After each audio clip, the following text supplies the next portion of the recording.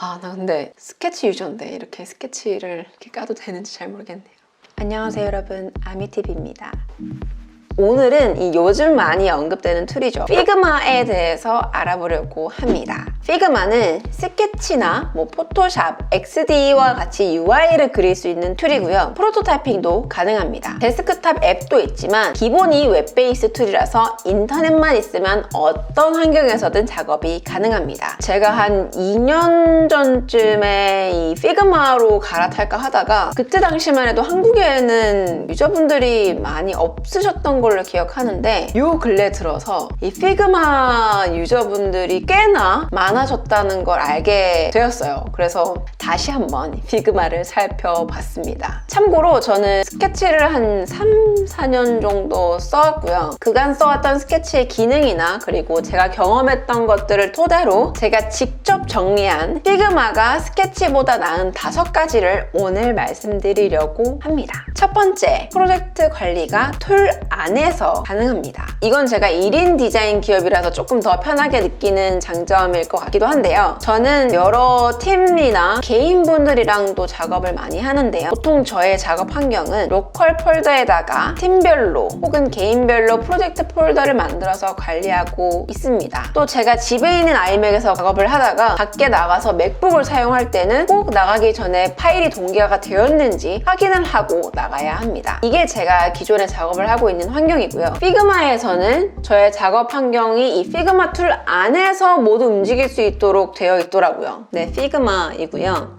이 왼쪽에 있는 팀별로 저의 클라이언트 분들이라고 생각하시면 될 것 같은데요. 제가 이거 임의로 일단 이렇게 만들어 놨는데 이렇게 팀으로 관리가 가능하고요. 이게 지금 기본 계정이라 프로젝트는 3개 정도까지만 만들 수가 있더라고요. 제가 로컬에서 분류하고 있는 것들을 이 툴 안에서 분류가 가능하고요. 아까 동기화 같은 것들도 제가 이 데스크탑 앱에서 이렇게 수정을 했다고 하면 이 웹에 갔을 때 보이시나요?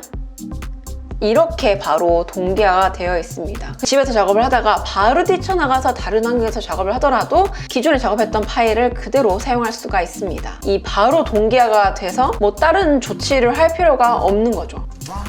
두 번째, 템플릿이나 키트를 받았었을 때 파일을 다운받을 필요가 없습니다. 이게 무슨 말이냐면 예를 들어서 iOS UI 키트가 필요하다라고 했을 때 보통 구글에서 이 iOS 키트라고 치면 많이들 나오죠. 그 중에서 이런 데 들어와서 이런 키트들을 보면은 일단 피그마는 이 링크 자체가 다르죠. 얘네는 다운로드고 얘는 오픈으로 되어 있습니다. 이걸 누르면 네이티브를 다운받아 볼게요. 여기서 화면을 커맨드 C에서 복사합니다. 데스크탑 앱으로 작업을 하고 있을 경우에 여기서 붙여넣기 하면 이렇게 키트를 쓰실 수가 있습니다. 피그마용 키트들은 이렇게 웹으로 바로 넘어가더라고요. 웹에서 복사해서 앱으로 바로 붙여넣기가 가능합니다. 어마어마하지 않나요? 이 포토샵이나 스케치를 사용하시는 분들은 아실 텐데 이 키트를 갖다 쓰려거든 키트 파일을 다운받고 열고 거기서 복사해서 작업 파일로 다시 돌아와서 붙여넣기 하고 키트 파일들은 계속 늘어나고 정리는 안 되고 여기까지만 말씀드리겠습니다.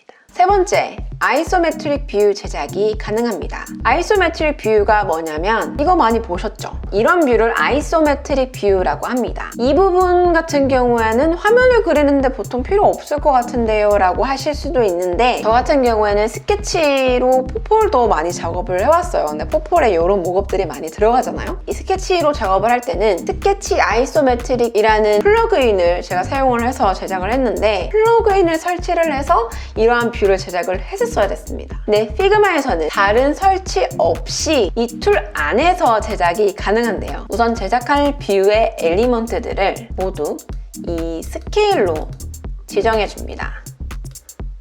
그리고 나서 이 뷰를 크리에이트 컴포넌트를 눌러서 컴포넌트로 이렇게 바꿔주고요.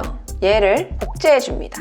이렇게 컴포넌트를 하고 복제를 하는 이유는 이 뷰를 아이소메트릭 뷰로 만들 거기 때문에 이렇게 요소를 수정을 하면은 바로 이쪽에 적용이 돼요. 그래서 이러한 과정으로 만들어 줄 거고요. 이 복제한 컴포넌트의 각도를 45도로 맞춰줍니다. 그리고 커맨드 G를 눌러서 한번 그룹으로 만들어 줄 거예요. 그리고 난 다음 이 높이를 57.73%로 적용해주면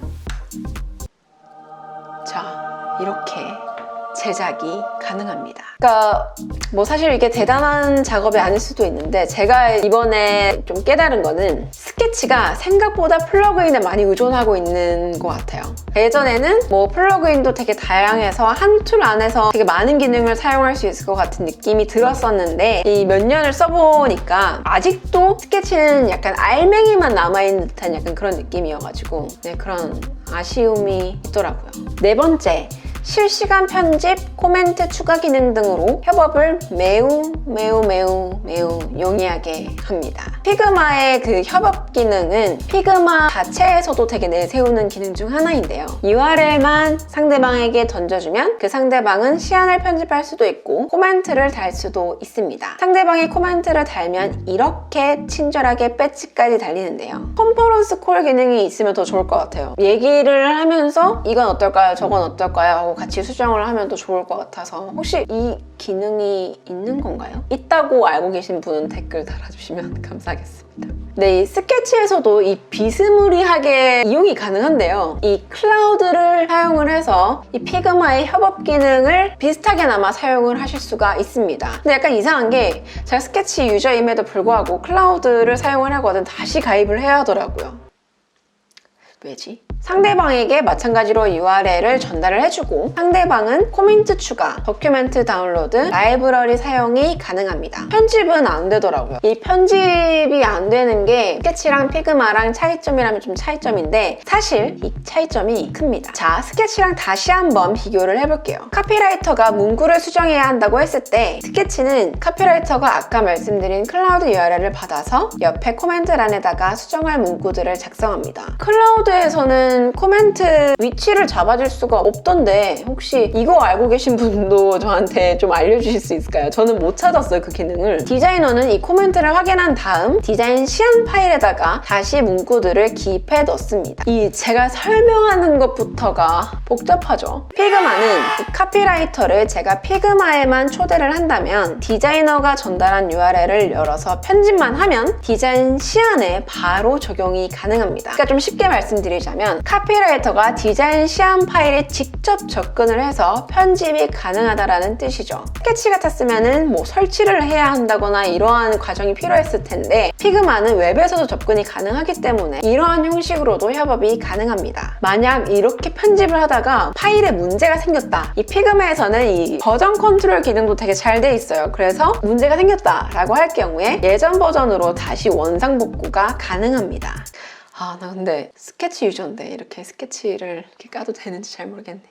다섯 번째, 이번에는 작은 거 두 개를 같이 말씀드리려고 하는데요. 피그마는 이미지 편집이 수월합니다. 스케치는 이미지 편집을 할 때 스케치 쓰시는 분들은 아실 거예요. 뭐냐면 얘를 클릭을 하면은 이미지 편집 모드로 들어갑니다. 편집 툴 자체도 되게 빈약하죠, 사실. 이미지 보정을 바라진 않아요. 근데 크롭하는 것도 엄청 힘듭니다. 이 부분을 크롭을 하겠다라고 하면은 이렇게 크롭이 되고 너무 자른 것 같아. 그래서 다시 돌리려거든 이거를 다시 자르기 전으로 돌아가서 뭔가 다시 설정을 해줘야 합니다.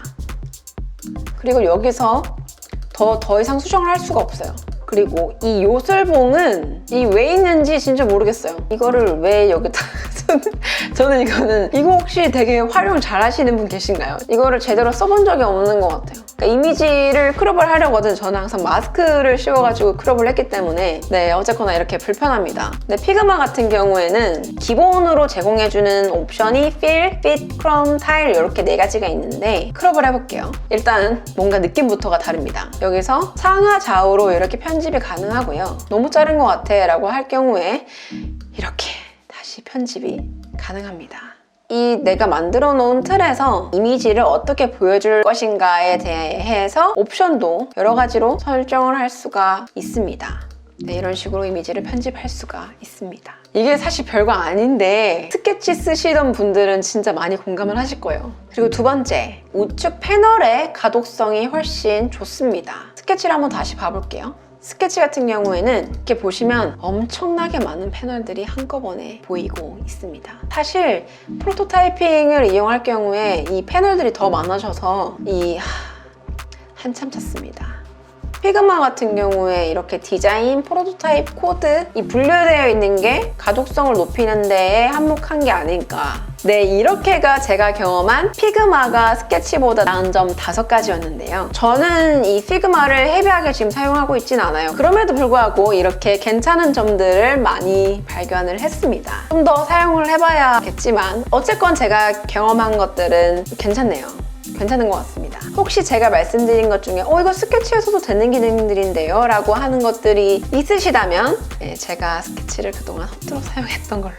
네, 오늘은 피그마에 대해서 알아봤는데 혹시 더 궁금하신 사항이 있으시면 댓글로 남겨주시면 될 것 같고요. 제가 아는 선에서 최대한 답변을 해드리도록 하겠습니다. 네, 그리고 한국에도 이 피그마 사용자 그룹이 있는데요. 피그마 코리아라는 페이스북 그룹입니다. 네, 거기에서도 피그마와 관련된 정보를 많이 얻으실 수가 있습니다. 네, 여기까지가 제가 준비한 것들이고요. 다음에 또 더 멋진 영상으로 찾아뵙도록 하겠습니다. 다음에 만나요.